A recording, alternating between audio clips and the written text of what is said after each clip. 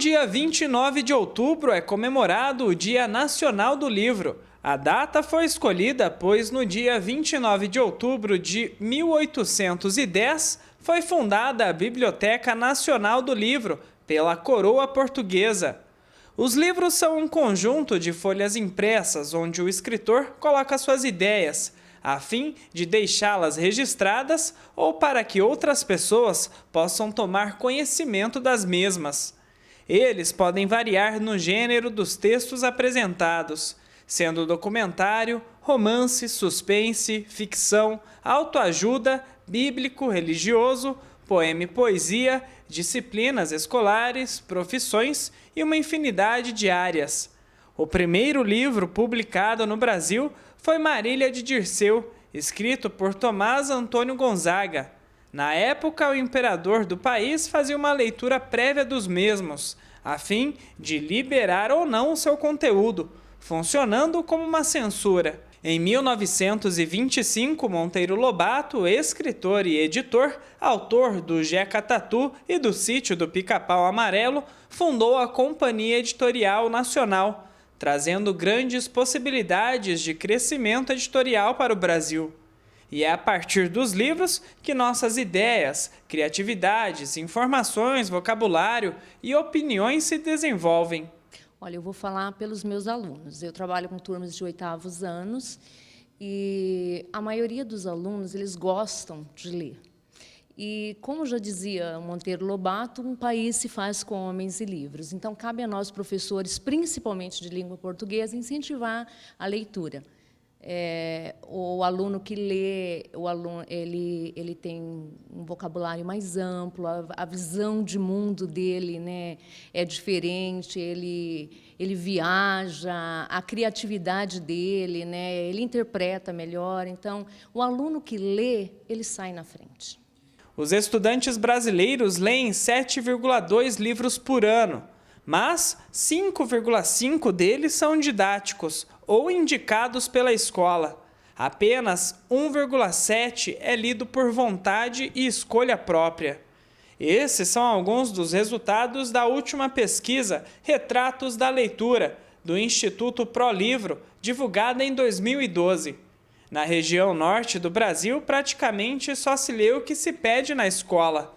Especialistas são unânimes em salientar a importância do livro didático para incentivar a leitura entre os estudantes, mas acreditam que menos de 2 livros por ano é uma média baixa. Mesmo com essa média, os estudantes ainda leem mais do que a população em geral, e os números vêm aumentando. Eu penso que tem melhorado porque o governo tem investido bastante em literatura, então, às vezes, o poder aquisitivo do aluno, ele não dá margem para o aluno adquirir esses livros, mas o governo ele tem investido, nós temos livros ótimos de literatura na escola, e nós levamos o nosso aluno uma vez ao mês à biblioteca, né, por tratar-se de uma escola grande, então tem uma escala.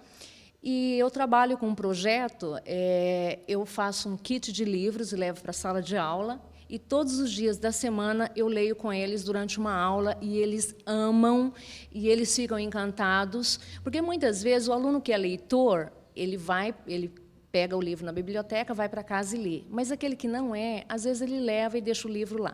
Então, eu pensei numa maneira de fazê-los ler, e eu encontrei esse meio aí, eles leem toda semana e, quando faltam, querem saber o que aconteceu naquele capítulo. Então, eu tenho incentivado dessa maneira e tem funcionado bem.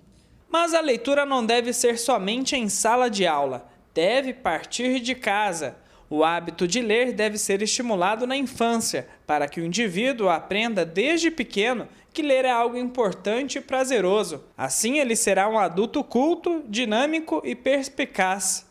62% dos estudantes dizem que a mãe é uma das pessoas que mais os influenciam a ler. A professora concorda. Os pais são exemplo, né? Então, quando o filho ele cresce vendo o pai ou a mãe ler, dificilmente ele não será um leitor.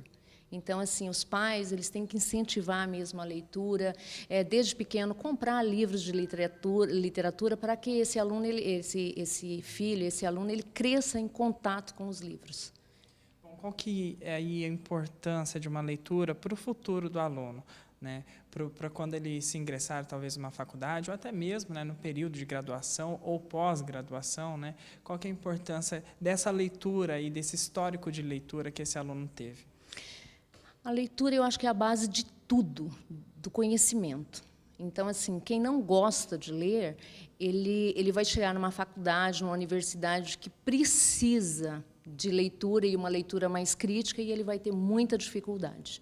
Então, o aluno que tem o hábito da leitura, que já é um leitor autônomo, um leitor crítico, reflexivo, ele vai passar pela universidade ou por outras situações da vida que ele vai tirar de letra.